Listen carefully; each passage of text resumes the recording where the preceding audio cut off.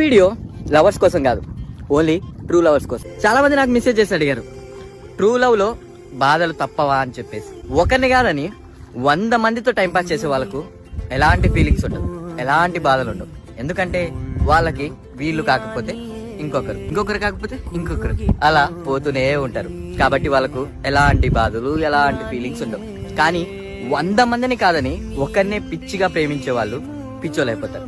ఎందుకంటే వాళ్ళకు వాళ్ళే ప్రపంచం, వాళ్ళు తప్ప వాళ్ళకు ఇంకో ప్రపంచం లేదు. అందుకే చాలా మంది ట్రూగా లవ్ చేసిన వాళ్ళు వాళ్ళను వదిలేయగానే చావడానికి కూడా సిద్ధమవుతారు.